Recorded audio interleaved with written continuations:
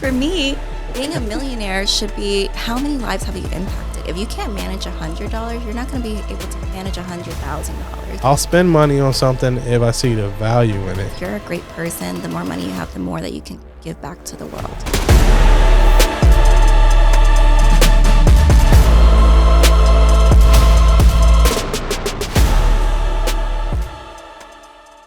Hey, what's going on, guys? Welcome to another episode of Called to Serve podcast. I am here with a phenomenal guest, Miss Brenda Nguyen. Now, let me tell you a little bit about Miss Brenda. So she has a background in marketing and is a financial educator, but also she is a fried chicken connoisseur and a travel enthusiast. Welcome, Brenda. Thank you so much for having me. This is so exciting. It's my first podcast, actually. Let's go. Let's go. Well, I didn't want to steal your thunder, but why don't you tell everybody how we met? Because I've known you for a few years now, and I've been watching your journey. And why don't you kind of tell everyone how we met? Yeah, I think we met through divine serendipitous actions and alignment. Yeah. It was really random. We got introduced through a mutual friend because we were both in finance, and I was actually trying to learn more about trading at the time. Yep.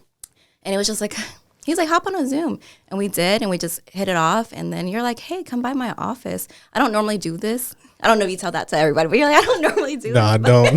Because I don't. Not the first time. He's like, actually, yeah, come in my office. And I happen to have like a free time as well. So I feel like definitely God had to make some things happen for that to happen, because I know we're both really busy people. Yes. So you showed me this beautiful office and what you guys do, and I was blown away. And then we got tacos after. Yeah. It was great.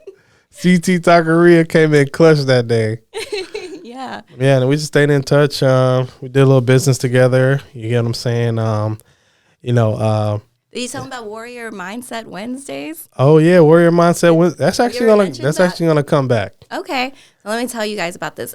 This crazy man had us on a call on Wednesday mornings at 6 a.m. and it was amazing. It was like just like 30 minutes is like the best way to start your day. Yeah, he got the music pumping, and then he was just like give us this, like, he was like this vessel for like whatever message you really needed to hear that day. And I would rally all my friends to come on there. Yeah, you had a lot of people coming through. I appreciate that for sure. Yeah, we're actually gonna jump that back off. Can we do it on a different day though? Because Warrior Mindset Wednesdays, Warrior Mindset Thursday, Warrior Mindset Friday, Mastermind Monday. Mastermind. We'll work on it. We'll work it out. Yeah. We'll work it out. But over the years, I've seen you really just create a lot of impact in your community and surrounding communities. I admire you as a person.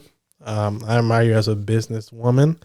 I've seen you be consistent, and I think that a lot of people, they only see you like when you're in the lights, right? They don't see the sacrifice. They don't see the hours and hours that you put in, right? That we put in. They don't see the behind the scenes. They don't see, the sacrifice. And I've seen you grinding out there, and I'm just like, yo, like, this woman is about it. You know what I mean? And you're a financial educator. I see you travel around the world doing business. I've seen you move up in business. I've seen you hit your goals, hit your achievements, be honored for those achievements. It's just really cool to see. I love watching people win. And that's actually one of the things that we like connected on at first, because your name is Win. So win, no matter what. Yes, that's my tagline now. It's like, my name is Brenda Nguyen, because all I do is win, no matter what. So shout out to T-Pain for that. Let's go. It's fitting. I love that, and it's fitting for you, because you are, in my eyes, you're a champion, and you are a winner. You know what I mean? So why don't you tell us a little bit about yourself? I have your bio, but I just feel like, who better to hear from than from the source? Oh, thank you so much for having me. I feel so honored and privileged to be here. In this season of my life, I'm really passionate about helping others become financially educated. So it's not just alone that I can do it. I'm with an organization where we have a mission to educate 30 million families by 2030.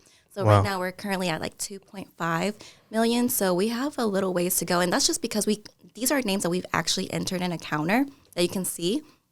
So we just haven't been like super consistent of like entering in all those names. So I would probably say we're like 5 or 6, 7 million. And we actually have more in the Philippines who surpassed their goal already. Wow. So we have a branch over there and they're freaking International yeah, over here. Okay. Yeah. Wow. So we need to catch up to them. What? But yeah. Why is that? Why do you think that's important to you? Like, educate people financially. I think we have this connotation that being successful equates to money, right? And so I just feel like you can see a person who might be a millionaire, but I don't know if they're all the way successful just because that reflects in their bank account. They could be morally, spiritually bankrupt, right? So I think for me, being a millionaire should be, how many lives have you impacted? Have you impacted 1 million lives? So that's why I'm really appreciative of this opportunity, because I can't just post on my own every day and grow that way. So we definitely need to increase the awareness around this space. There's, these alarming statistics that 50% of Americans don't even have $500 in their savings accounts for an emergency. So that means if your tire blows out, you have to put that on a credit card, right? And then more than 75% of Americans live paycheck to paycheck. So that means that we're not just the people who are making minimum wage. These are also people who make $250,000 above that are also struggling. So that's why it's so important for us, because there's a lot of people that are successful in our company, but it's not enough of us. You know what? That is crazy. Those numbers, because that's very true. Yeah. You know what I mean? Like, you just think about it. $500. If you got to put $500 on a credit card, that's if you even have a credit card. Right. What if you don't? Yeah, people don't trust institutions, and that's fair. But yeah, like that's $500, the $500 statistic. So there's like 55% that don't have $1,000. That's crazy. In their savings account for that, So we have to do better. We have to do better, and I wonder why. I really wonder why the struggle is so real, and I think maybe it comes down to lack of education, lack of awareness, but then mostly a lack of discipline. 1,000%. And then everything is so easily accessible. Like when I look at people's personal financial circumstances and I go through it and I'm like, you spend like $500 on DoorDash. For how many meals is that? Oh, like 4 or 5. What do you mean? So you mean the same meal that cost $30, you had to pay $50 because you have to include all the fees and tipping and stuff. And then the food arrives cold, if it arrives at all. Straight facts, though. Straight facts. So, and it's wrong. Sometimes it's wrong. A lot of times it's wrong. So, yeah, it's just everything is so easily accessible to your fingertips. So, DoorDash, Amazon, you're buying stuff on Temu. It's like, okay, here's this $2 thing, but you end up playing 75 games to get to checkout. And it's like, okay, it added up to be like $60, $100. And it's stuff you don't really even need. Facts. Yeah. Yeah. So it's just like, for me, Amazon, if I can drive to the store and go get it, I'm going to go do that. It's going to be a little bit inconvenient, but I want to lower my carbon footprint, right? Yeah. And then like even at the store, I'm shopping. I'm just like, do I need this or do I want this? If I'm like buying clothes, I'm like, am I going to wear this at least 30 times? Like fashion is the number 2 most wasteful industry next to oil. Oof. Yeah, so it was really hard because I went to school for fashion marketing and I had to pivot from that because I was just like, I don't want to be a part of that problem. So actually, I'm really into sustainability. So I thrift a lot of my clothes. I love that. But I still look like $1 million. I mean, you look great. You look great today. I meant to tell you that. I was Thank like, okay, I see you. Oh, you know what I mean? I see you. Yeah. I mean, for me, it's so funny because I remember like a Facebook post that one of my friends made years ago. He said that I was like the cheapest rich dude he ever met. Maybe that's why I'm so rich. I thought it was hilarious because I'm always trying to find a deal, right? I I'll spend money on something if I see the value in it. Yeah. But I'm like with you. I'll sit there and I'll deliberate for months on something. It could be a $200 purchase. And I'll sit there.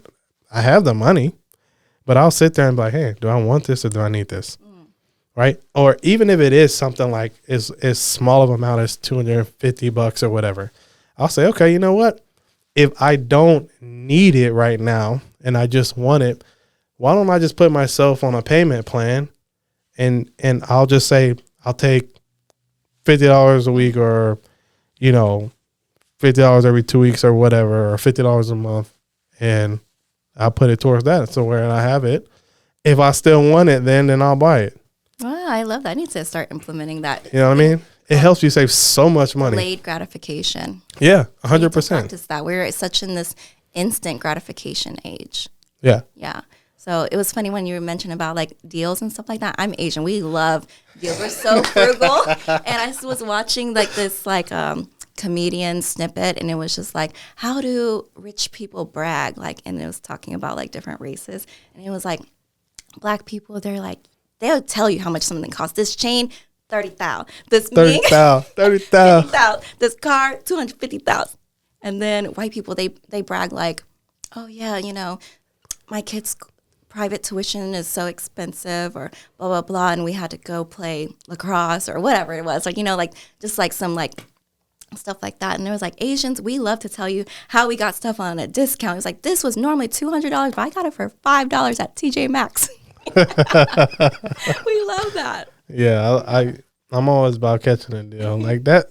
That's so funny because I'm thinking about Future, like 100,000 for the cheapest ring on a finger loop. You know, like yes, it's like in that culture of constant consumerism, music influences so many people. Like you hear all these rappers talk about spending money, blowing your rent on a blunt or at a club, but like, yeah, how many rappers is teaching you how to save money? There's literally only like one, Lil Dicky. He has a song, Lil Dicky with Fetty Wap. With Fetty, I gotta listen to that. It's a bop, actually. Yeah, yeah. I'm about to check that out. Man, yeah, I think, yeah, there's a lack of education, and there's a lot of distrust in many communities because people, I don't think that they feel they have a reliable source to go to, because I feel like people think that someone's always trying to get over on them. Yeah. And I think in a way people need to get real too. Yes, okay. They're like, oh well, somebody just want to make money. Well, I mean, who goes into business not to make money? Let's get real. Like, yeah, you want to serve people and want to do what's right for people, but I mean, to a certain extent, some of these things, they're transactional, right? I mean, the people that spending their time helping people, like, they got to eat too. Mm-hmm. You know what I mean? If I can help somebody become financially independent, right, and they have to pay me a small fee or whatever, you think if they can see it, if they can, you know, tag along to the vision, do you think that they're actually going to mind? No. Just think about every other organization, right, that literally is screwing you over. Yeah. That does not have your best interest in mind. You know, like. Well, I think one thing that sets us apart is that we're licensed financial professionals. Yes. Right? So we're not just people on the internet just talking about whatever. Like, we have to go through compliance. Yes. And be held to a certain standard. Yeah. Right? So not knocking any shade. Like what you were mentioning earlier about the lack of education. Actually, I don't think that there is, because there's a plethora of information out there. It can get overwhelming to decipher which avenue or which channel to go through and which institutions to trust, right? Yep. So, yeah. Yeah, I definitely can see that. I guess when I was referring to lack of education is, even if the information is there, people have to choose to open the book, right? And if they don't consume the information, then they don't learn anything. Yeah, one thing about what they say is, like, if you want to keep something a secret, put it in a book. Yeah. Literally, this book that one of our coaches wrote called Saving Your Future, it's literally a super small book, and at like a fifth grader level can read it and understand concepts about taxes and how to invest and plan for your future. And we also have 7 free workshops that we do every day, Monday through Friday on Zoom. Let's go. On topics on like building wealth and savings, how to get out of debt, investment strategies, long-term planning, et cetera, et cetera. These are free classes that we offer less than an hour on Zoom every single day. And not a lot of people are interested.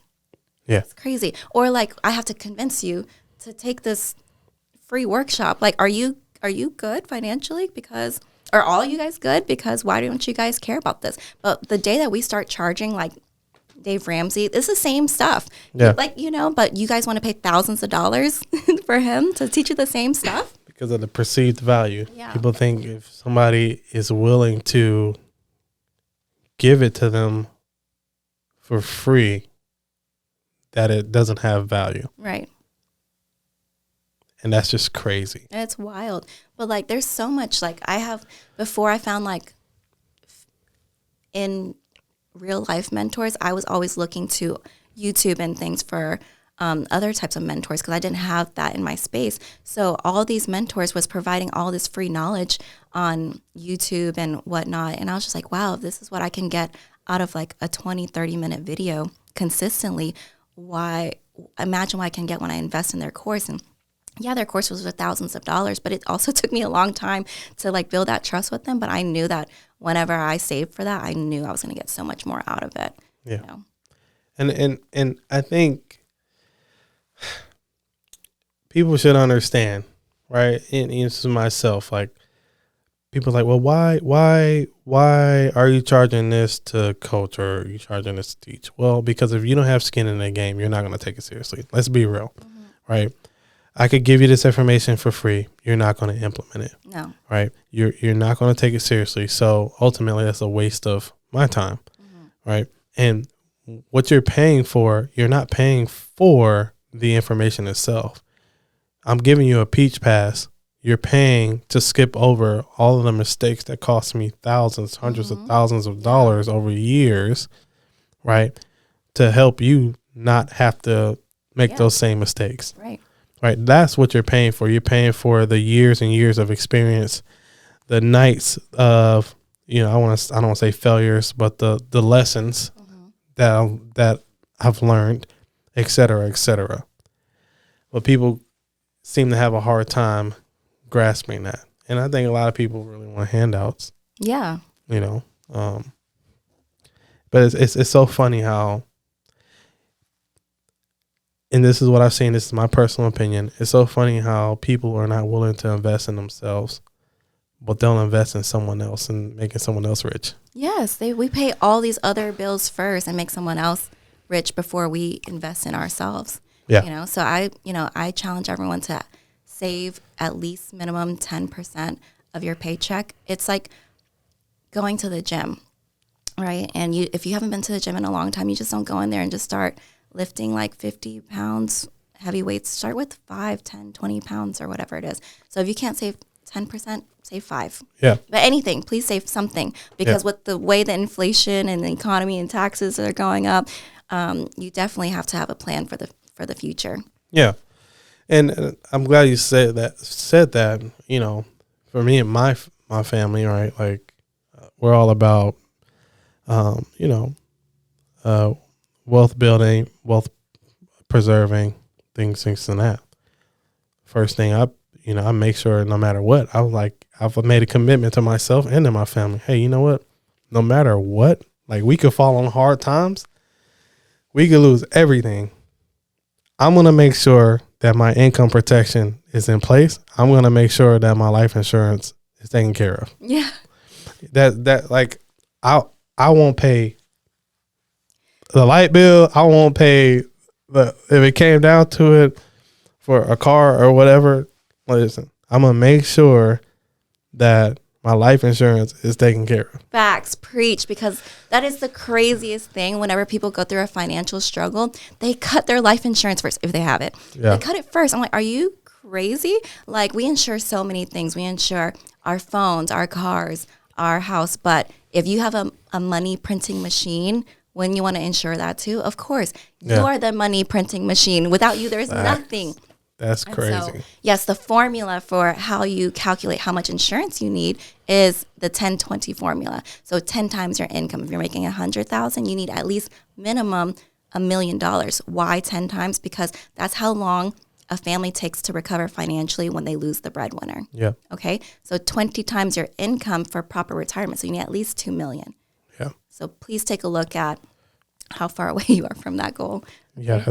That's nuts. And then go back to what we were just talking about. It's crazy because most people literally they can afford to have income protection.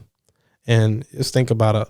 It costs typically it costs Netflix subscription while you're young and healthy, okay? Yeah, and it costs like you paying more for car insurance for something that is not as valuable as you than you would for your own life insurance. It's crazy. And then people are also underinsured, but they don't know that because it's like, if you have a $50,000 car, would you only buy $20,000 worth of coverage? No, not at all. No. So please get with me if afterwards if you need more. Yeah. Holla at her. Yeah. But like this is the thing. This is my like last thing on this. Is the thing that gets me, right? Everybody that knows me knows that I always try to be as authentic as possible, my authentic self, right? I'm respectful. I love people, but I like to keep it real. One thing that irks me is when I ask somebody, hey man, like what are you doing for income protection? Oh, well, I have it through my job. Okay. So what happens if you leave your job or your job leaves you? What happens to that protection? Oh, well, I guess it goes away. Okay. Do you have any control over that policy? Well, no. So they can literally raise your death benefit amount or they can decrease your death benefit amount if they want to, or not even give it to you. Yeah. So where's the security in that? Somebody else controls, your income protection, essentially. Yeah. And like whenever someone leaves their job or quits or gets fired, that's their life insurance plan is like literally the last thing they think about. You only have like 30 days through COBRA to convert that, right? So you want to have your own independent plan where you do have control over that. And a lot of times people think that they're good when they have it, but when you ask them further questions like, what type of policy is it do you have? They don't know. But if you have it through your job, it's a term policy, right? Yep. So about 1 to 3 times your income. Yeah. Cool. So we need a little bit more than that. And then also there's a lot of stipulations with that too. You don't know what you're buying. It's kind of like, maybe it's like AD&D insurance, accidental death and dismemberment. So that means if you have to die in an accident. Very specific way. You have to die in an accident. So you can't have cancer or whatever. That's through an illness, right? You have to be, say it's in a car, has to be a 2,000-pound car. I don't know any cars that are 2,000 pounds. That's paid transportation. That's crazy. You also have to be dismembered, maybe 2 limbs. So not just one arm. It has to be 2 arms, 1 arm, and a leg. Not 1 eye, because technically you have another eye you can see. So there's lots of things that you need to read that's in the black and white terms to know what you're getting, So, yeah. Yeah, that's crazy. And that's why it's so cheap. Why do you think it's only $7 a week from your paycheck or whatever it is? Yeah. Right? Yeah. Yeah, I mean, we could talk about that like all day. Has anyone talked about it before? Because we can go all day. Just like a little bit more on that part is that also it's most likely a term. So it's just temporary insurance, right? So you're going to buy it for a period of time. So what if you worked, it's a 10-year term. What if you worked there for 20 years and your HR person forgot to tell you to convert it or buy more, right? So you ran out. And then... So you want to have something that's independent, a whole life, something permanent, something that's going to give you also other living benefits, such as like a cash value. So while you're paying your monthly premiums, it's going to go towards the market to invest, because you need to have something that's going to beat inflation. Okay. So I know we have conflicting philosophical views. No, listen, man, it works for certain things work for certain people. You know what I'm saying? Like, certain things work for like I said, certain people. Well, can I tell you about a little bit of my situation with that? Go ahead. Yeah, okay. Of course. Yeah. So when I was younger, when I was 12, my dad opened a policy for me, a life insurance policy for me to go to college.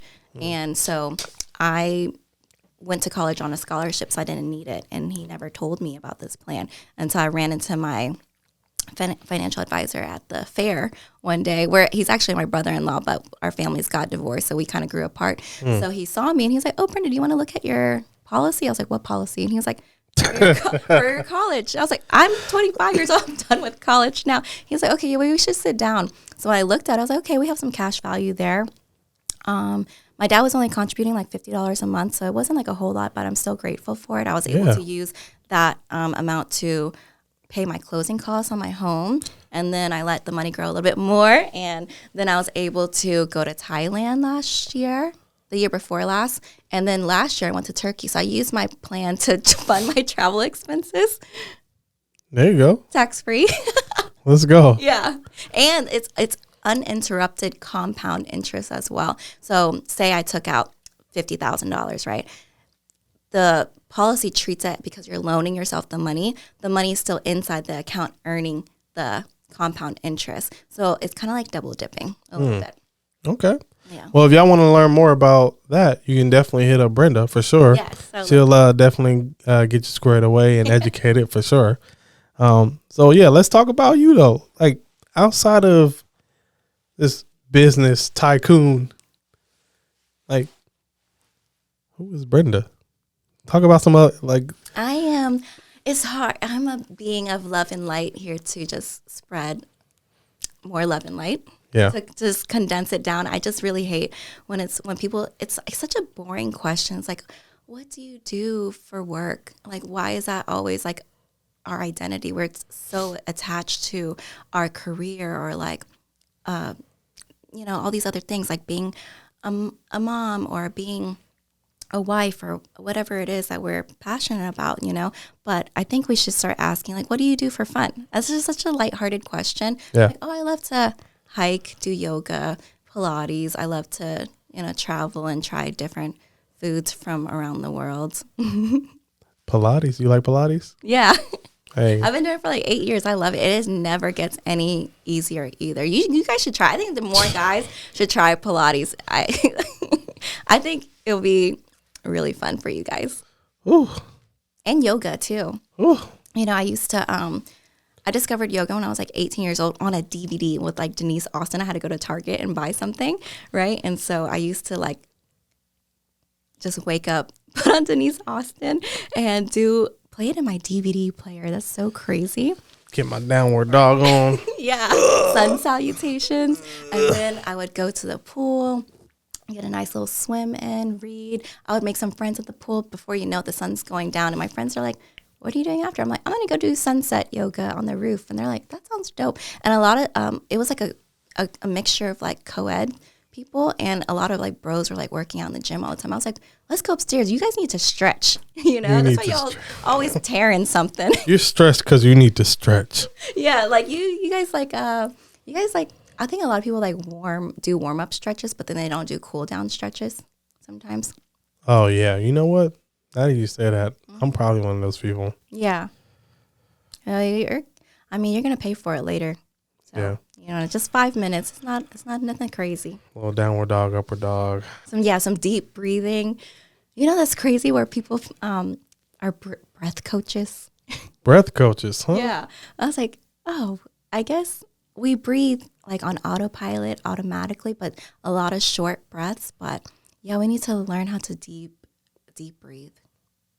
And that will help us calm our parathetic simple, whatever. My brain's fried. Parathetic sorry, cut this part out. Just kidding. We'll Google that one for sure. Parathetic blah, blah, blah. I'm not one of those type of coaches. Clearly, I just like to go to the classes. Now I'm curious. We need to look this up. Let's go to Google, shall we? Our nervous system, okay? Parasympathetic? Yes. Nervous system. Say it again. Parasympathetic. Parasympathetic nervous system. Boom. I knew you could do it.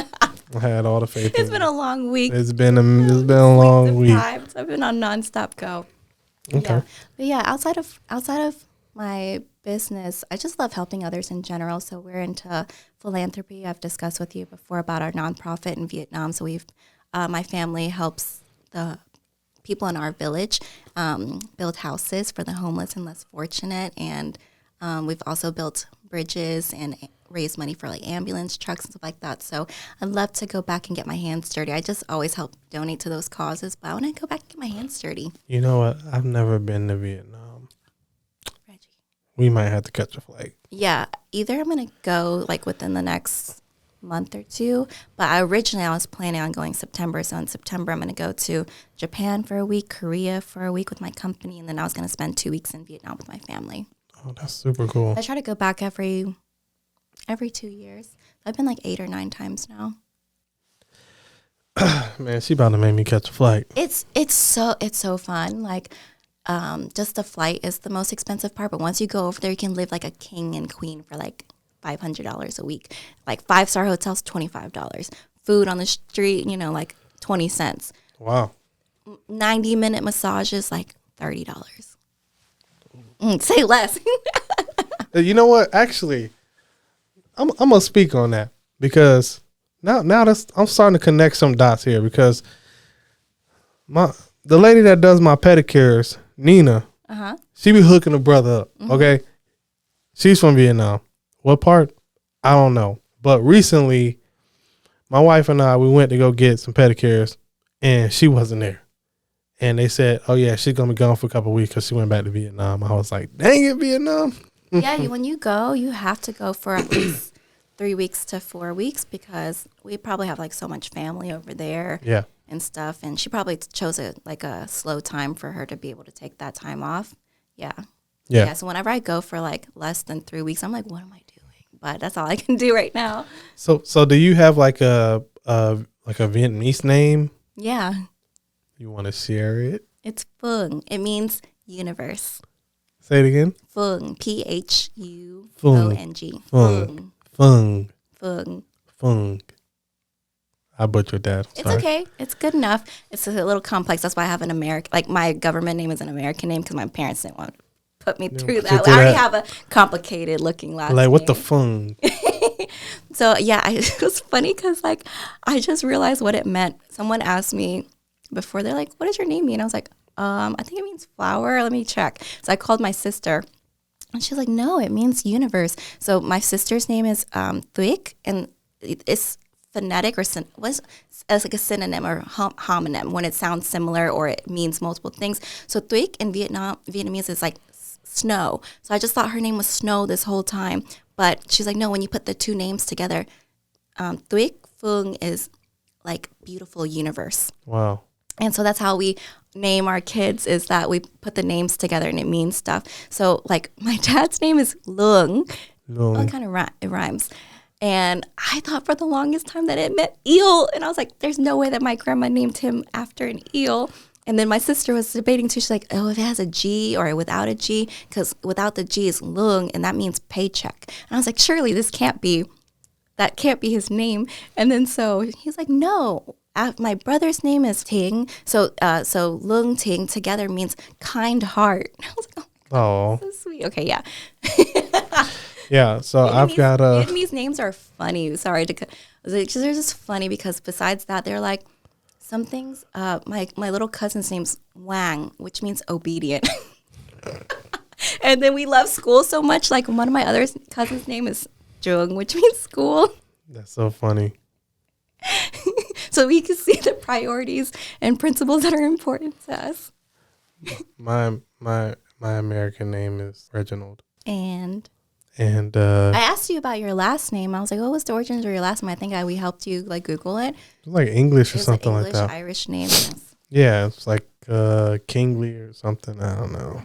I can't remember. Yeah, it's like it went through a bunch of transformations. Mm-hmm.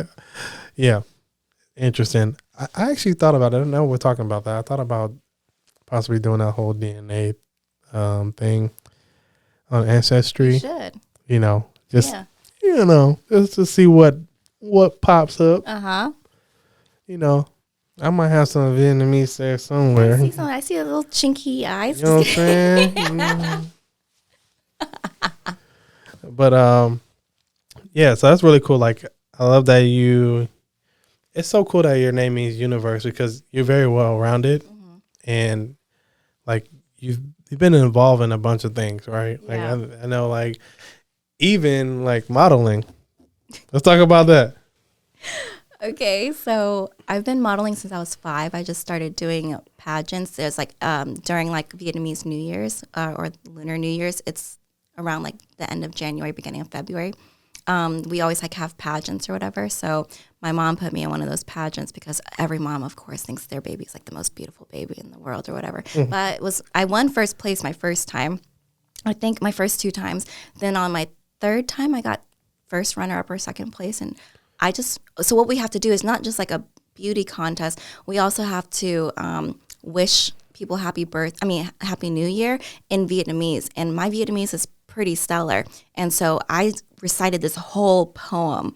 And the girl who won, she literally just said Happy New Year. And I just felt like it was rigged because she was like fairer than me. Like I'm tan, right? And so they favor, there's like colorism in other countries too. And so I feel like she won because she was paler than me. She definitely wasn't cuter than me. I hope you watching this. You definitely wasn't cuter, okay? Right. So you didn't win because you was prettier. You, let that be known. Yeah. All right. So after that, when I was 12, I got recruited into one of those modeling schools. You know, then they like at the mall and stuff like that, and we like fell for it. But honestly, I feel like it helped me with a lot of my foundational skills, not only in just the modeling world, but in life. It teaches you etiquette and how to like carry yourself and confidence. Because I've been 4'11" or 5'1" for like since I was 12. Hold on, which one is it? I don't know. I keep shrinking. Hey, does it depend on the shoes? No, it depends on what time in the morning we measure yourself because you shrink with gravity throughout the day. Oh. Yeah, so you're always learning something, right? So whenever I was 12, I went to that modeling school, and I was 5'1", so I'm not tall. I mean, for a 12-year-old, they didn't really care, but you still need to be tall to be in the industry. But my coach helped me with my confidence to just like walk and like own it. You know, he was kind of like Tyra Banks for me. That's so funny. Like if you watched America's Next Top Model before it was like all super controversial, Jay Alexander, my coach was just like Jay Alexander, and he just instilled so much confidence in me. So that was and the relationships and friendships I've formed from that time on have been lifelong for me. So yeah, that was the start of that. So I've done like runway, commercials, print. Then when I was 18, I started doing music videos because like a casting director found me on Twitter of all things, and Twitter you couldn't post pictures on your timeline at the time. It was maybe like my icon photo. It was like super tiny, and I think I remember my icon photo. I'm like laughing, so it's like my eyes are closed, and it was like from a weird angle. But I don't know. He probably just saw like I was Asian, and it was a Chris Brown and Wiz Khalifa music video, and I was like, is this a scam? But they're like, we're paying $300. I was like, can a friend come with me? Let's go. So yeah, my first music video was with Chris Brown, Wiz Khalifa, Big Crit, and Burner from San Francisco, who's the founder of like Cookies and That's stuff. dope. Yeah. So it's called Yoko Ono. It's a terrible song. But it's a terrible song. If you know what it means. It has nothing to do with the Beatles and how they broke up over Yoko Ono. It has nothing to do with that reference. Why would they get that idea from? I don't know. But anyway, so that was that. And so I did a slew of like music videos and with like Future and stuff like that to 56 Nights is a cult following mixtape one. And I think, what's the biggest one I've been in? Watch Me Whip, of all things. It's a terrible song too. But that's the ones that is like the most internationally recognized one. That has like 7 billion views or something like that. So my cousins in Vietnam saw me. And that's the one where I got like a cameo for like a split second, and everyone sees me in that. I'm like, but I'm the main girl in these other ones, but you don't see those. That's so funny.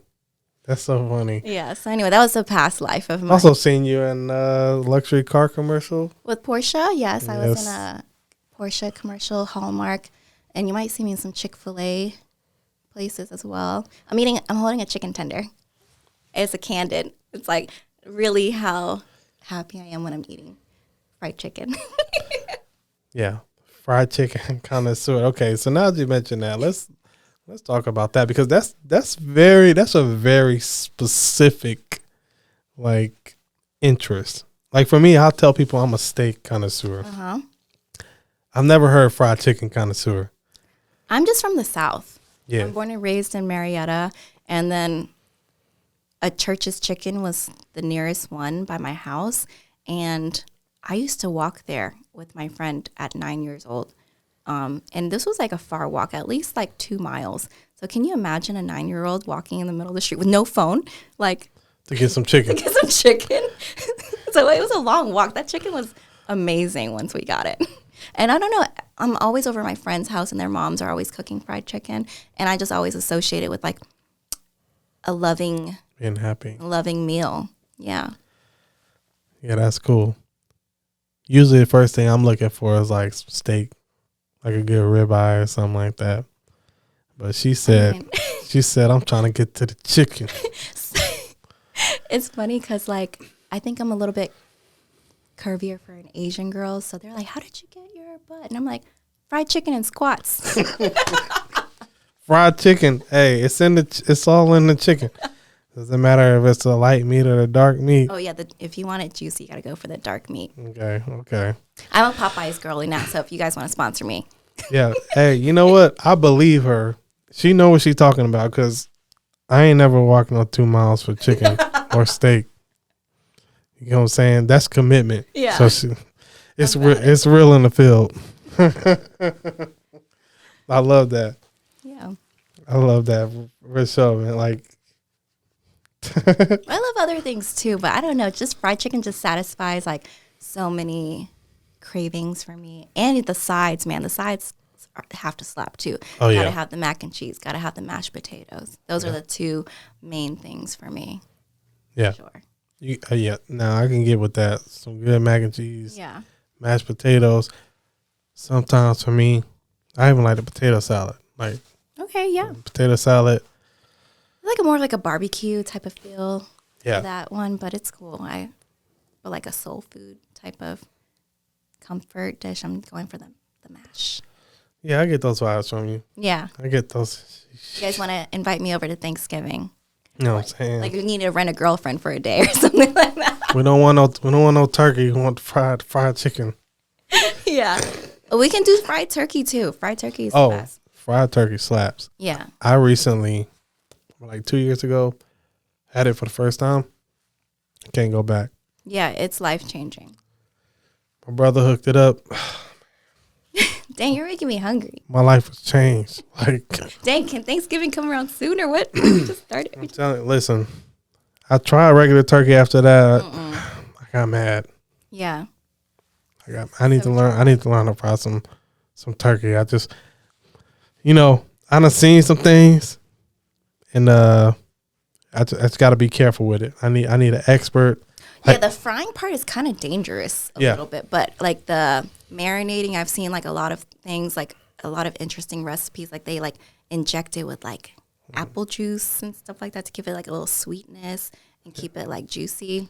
Yeah, my brother, Brandon got the game on lock. Okay. So I'm gonna have to get. I told him, hey, bro, You got to pass down these family secrets. you gotta. I need to know, because if you can't show up, I don't want me not getting fried turkey depending on you showing up. I know you got your family and everything. You live a little bit further away, but I can't have a repeat of me not having fried turkey for Thanksgiving. Oh, yeah. I can't do that again. Yeah, that's depressing. I feel you. So, okay, so let's talk about something else. Like what do you see yourself kind of going like in the next, let's say 5-10 years or so? Like what direction? Like obviously, I feel like you're still gonna want to be financially educating people. Is there anything else you think that you might want to pick up? Well, yeah, there's just so many avenues that I still want to explore. I think financially educating people will always be like something that I feel like it's a legacy that I have to uphold at this point, because there's lots of times where I've thought about, like, doubted myself, thought about throwing in the towel, because it's so extremely hard to deal with sometimes. But recently I saw, because we have trainings every like Saturday mornings, and so people bring their kids sometimes. And so there's this one young lady named Ariel who's 17 years old now. So she's been coming to the meetings with her parents for like 2 years. And so the last Saturday she trained on how to, because she was a part of a competition at her school, she simulated how to financially educate a young athlete who was getting an NIL deal. Oh. And so for seeing someone to articulate how to, protect yourself, and if you were to become disabled for doing a slam dunk, or, tax advantage programs, because a lot of these athletes go broke really fast. Yeah. Right? They don't know how to manage their money because they spend their check before they get it. They get the chain, they get the car, the big house, right? They don't know what to do. What are you going to do after your career is over? Yeah. And not to get too raunchy with it, but it's the same thing with like a lot of these OnlyFans, like actresses or whatever. And I sat there and I wonder why. I was like, man, like, what is it that, why these people earn these, massive sums of money, and then in a short term they go broke? It's because they earned it with their bodies, not with their minds. Mm-hmm. Yeah. Right. So their income producing is limited to what they can do with their body. Yeah, and really it just comes down to being able to properly manage your funds. Like, if you can't manage $100, you're not going to be able to manage $100,000. No. So it really comes to the the lack of discipline and resources to be able to implement the stuff that they learn, if they learned anything.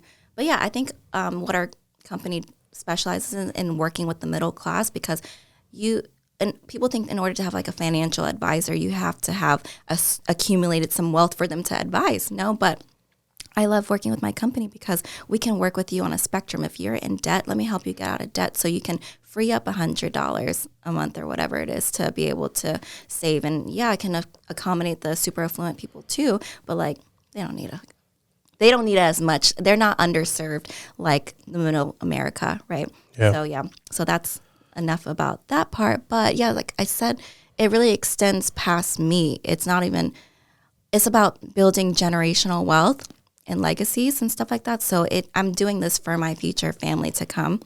So I think everyone should get licensed or should learn about finances as soon as possible, right? And then be able to do a lot of good with it. Because I think money amplifies who you are. So if you're a great person, the more money you have, the more that you can give back to the world. Right? 100%. So yeah, outside of that, I definitely still would like to revert back to some of my other passions about sustainability and fashion. That's what I went to school for. But also fashion also derived from wanting to be a stylist so I can help people feel better about themselves so they can do better. And so when I learned about the sustainable aspect of it, I was like, okay, well, like how can we make it more less harmful for the planet and stuff like that. So I definitely, do you know there's like, I think it's very popular now. You can find like a line of clothes by Nike or Adidas that is the clothes are made from recycled plastics and stuff like that. But it wasn't so popular back in the day when I discovered it. So I still want to like have my own sustainable clothing line one day. I'm really into like health and nutrition and wellness, despite my love for fried chicken. I think there's some avenues I want to explore in that, in like the beverage space. Yeah. Yeah. So who knows? That's pretty cool. Yeah.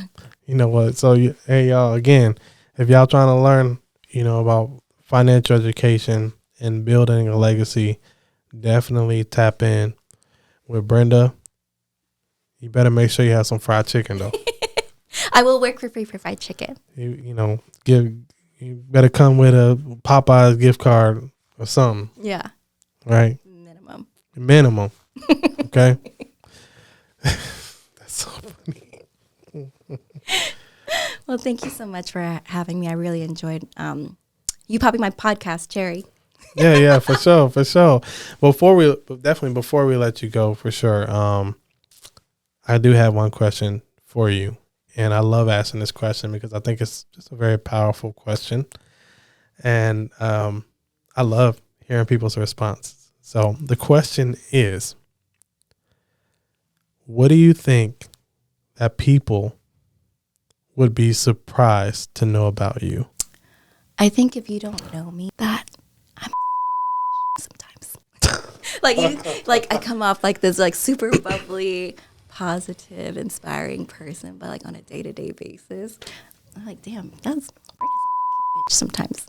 That's hilarious. I know it's like a super deep philosophical answer, but I think that would surprise a lot of people because they're like, you're not mean, you're not whatever. But I'm just being real. Like there's a lot of Appreciate that. of myself. Appreciate that.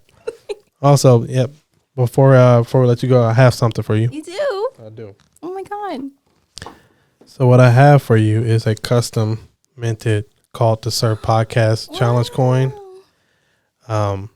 And on the back of it is our logo, like our slogan, serving those who serve others. Oh, I love that. What you do is super important in the world, giving people education, educating people, helping them to build a financial legacy for their families, generational wealth.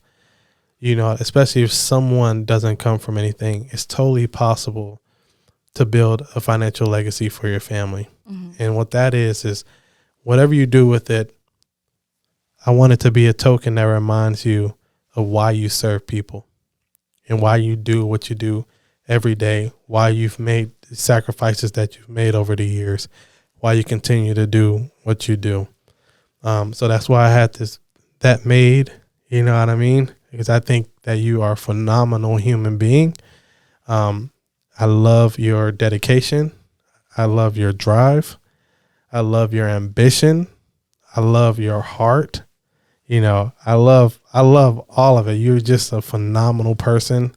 And I wanted this episode to be an episode that honors who you are as a human being and then the sacrifices that you make to serve other people. Because it's not easy serving other people, right? Especially when they're not receptive to what you're saying. And it's like literally I'm trying to throw you a lifeline. I can see that you're drowning. You know that you're drowning. You just won't grab this lifeline to come up for air. Yeah.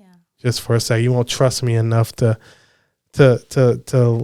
let me give you something that can help you and your family breathe and survive through the ages. So I really appreciate you coming through. It means more than you taking the time to sit down and tell a very small part of your story. There's a lot, I'm sure a lot more to Brenda win, no matter what. You know what I mean? We're definitely gonna have to get you to come back, do maybe a special episode or something like that and do something together. But yeah, I just want to thank you for coming out. I love that. I'm so honored that you gave me the call during the beginning of your journey with this, and I look forward to more episodes to come. And yeah, I'll definitely love to come back and see where we are. So you can say that I was with you shooting in the gym. Let's go. Let's go. Let's go. Well, until next time, my friend.